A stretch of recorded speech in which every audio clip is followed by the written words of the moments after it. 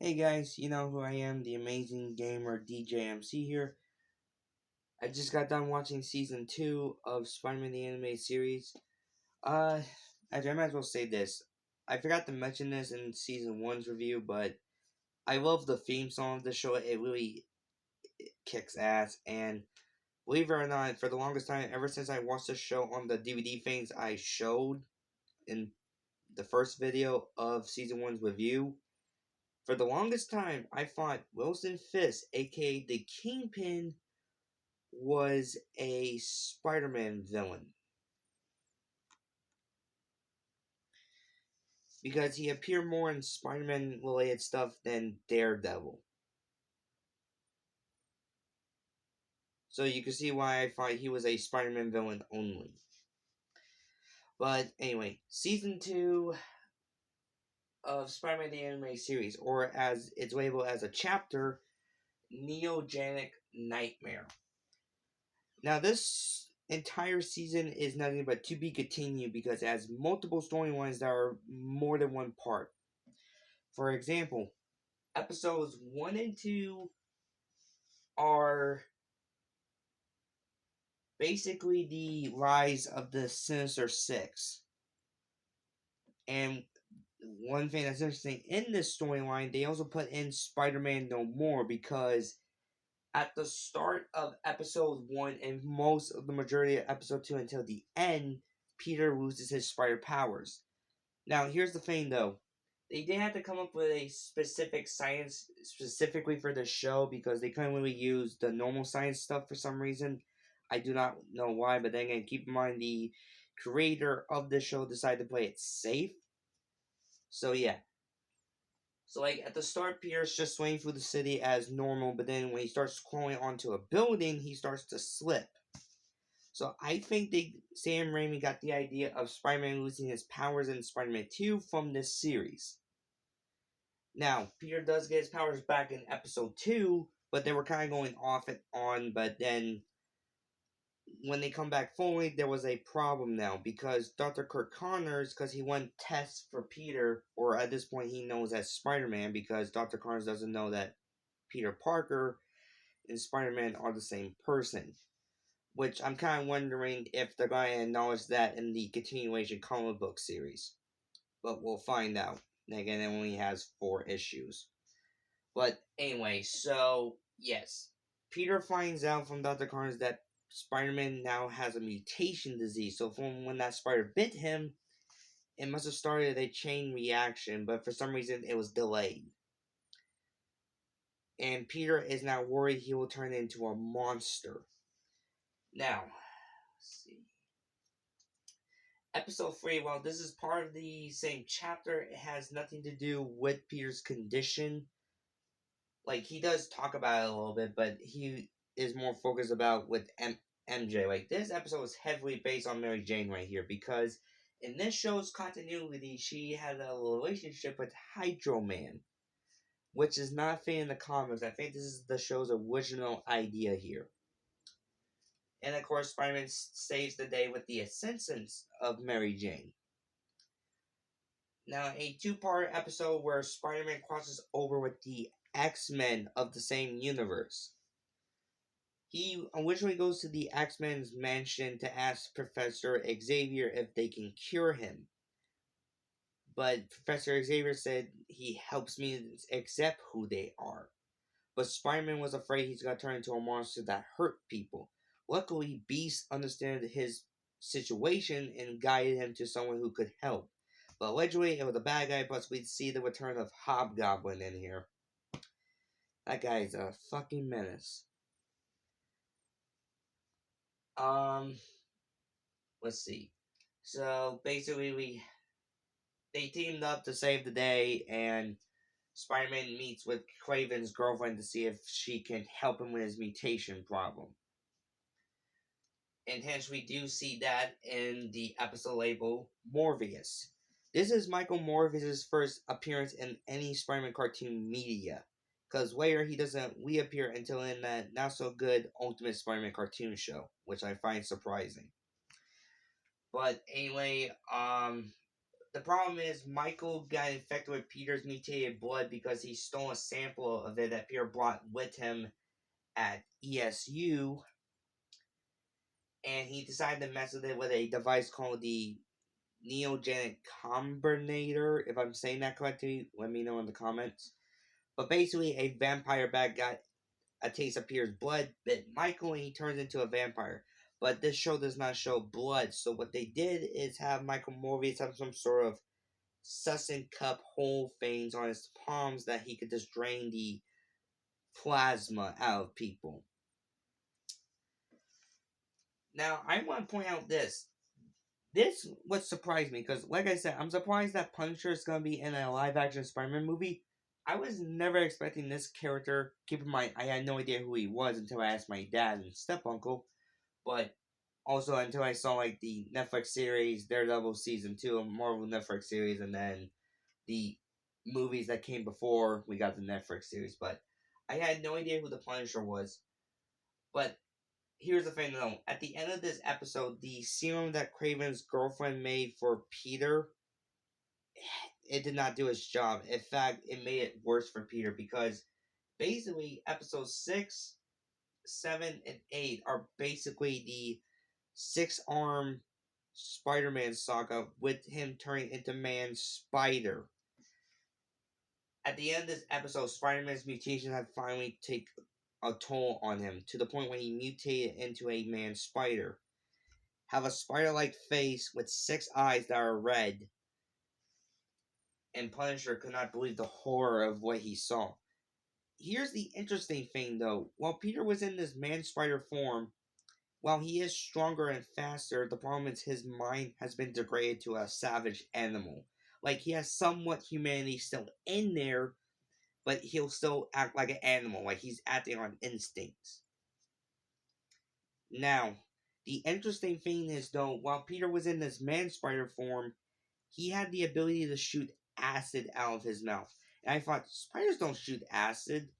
But then I remember I saw a video or something in science while I was in school that say some spiders have sort of liquefied acid that liquefies their prey from the inside when they're chewing on them. Also, during this time, Spider-Man had, while in the Man Spider form, able to shoot organic webbing out of his wrists, even from his extra limbs. Because he had 6 arms, and then counting his legs, that makes him an actual spider. Now, at the end of this episode, Peter does get turned back to normal, but he does not have his mutation cured. So he's stuck with this mutation throughout the majority of Season 2. But he only turned into Man Spider technically once in Episode 7 at the end, and then most of the majority of Episode 8. Also, we just see the return of Kraven the Hunter, but he's still being cured from his girlfriend from Season 1. Also, this show gives us the first introduction of Blade, which I had no idea who he was because I have not seen the Wesley Snipes Blade trilogy movies until years later, because they were streaming on Netflix, but they're not anymore. So I find it interesting how this show was able to have access to Punisher and Blade. So like these episodes are mostly like a mix between Morpheus saga to 6-armed Spider-Man to mutation, and then with vampire storyline. Now we do see Blade and Morpheus will make a return appearance in season 4 of Marvel Spider-Man the Animated Series, but we won't get to that until I watch the show that season and then also review on that. Let's see. This one has something. This is a 2-part storyline based around Silvermane. If you guys know who that crime boss is, keep in mind, most of my Spider-Man knowledge is here to late 90s to early 2000s to the later 2000s. Besides the comics making references to past Spider-Man comic books or storylines. So they find a tablet that makes people young again, and Dr. Connors think this could cure Spider-Man of his mutation problem. Because for the time being, Spider-Man was able to keep his mutation at bay with the assistance of Dr. Connors, because they're using the neogenic combinator to keep Peter's transformation at bay. But he has to keep getting this treatment every 24 hours or he will mutate again, which he does not want. But basically, Peter saves the day, but technically, Dr. Carnage was temporarily cured from the lizard because the lizard makes a return appearance in here. I'd say Dr. Carnage has the most appearance in this entire show besides everybody else. Like, him and the lizard keep appearing in most episodes, which I find funny. And plus, he made, like, more appearances in the show than any other supervillain, which I find funny, both as himself and the lizard. Then we have Vulture's appearance, and actually, I do have the comic storyline where this story is based off of because Vulture saps the youth out of people to make himself young again, but of course, it doesn't last that long. Here's the funny thing with the twist, though. At the end of this episode, he does sap Spider-Man's youth, so we see like an elderly Peter Parker. But Adrian made one fatal mistake. While he did absorb Peter's youth and somewhat of his powers, he also absorbed his mutation disease. Because he captures Norman Osborn, if you see in this image right here, which you see more than the final episode of season 2. Vulture starts mutating into Manspider. Now, here's the one thing that interests me, though. When he transformed to Manspider, he was a bit more intelligent in there. So I thought it was weird that Peter, because there was only one instance in Duel of the Hunters episode where Manspider speak when he said Flash, but otherwise he acted like a monster, like growling and stuff like that. But no, I should mention this. Morbius tried to turn Felicia into him, but she convinces him not to. But then he got hit with the neogenic combinator. It supercharged his vampire DNA, so he was a bit more bat-ish. Like, he was like a man-bat for Marvel. But part 2, Peter gets his youth back, and Dr. Carnage even cures him from his disease, actually. He gives Vulture the Man-Spider disease.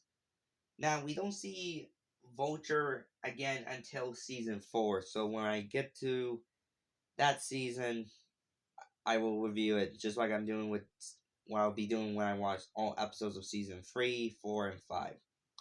Actually, I should mention this though. How many episodes are in all 5 seasons? Season 1 has a total of 13 episodes. Season 2, 14, same amount of number for season 3. Season 4 has less, it has 11 episodes. And then season 5 has the same amount of episodes as season 1. Put all of that together, you have a total of 65 episodes, which is not bad for a show that lasted for 5 seasons. That goes the same with the 1992 X-Men series, which also lasted for 5 seasons. But yeah, if I could rate season 2, I would say I also give it I'll give it like 9 out of 10. Because I give the first season 9 out of 5 because I mentioned how they could maybe change some things around in season 1. Like how I suggest Venom should have been the big bad of season 1. Because, like, I understand that these single episodes were barely up for most of the members of the Sinister Six, but if I'm being honest, you should have made Venom, who's a alien parasite who was once Spider-Man's new black suit that can now copy his abilities.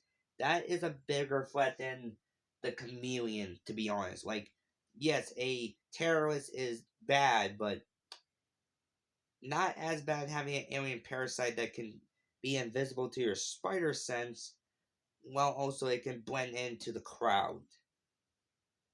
But yeah, that's what I think of season 2 of Spider-Man the Animated Series. Let me know in the comments what you guys think of this. So 2 seasons down, 1 more to go.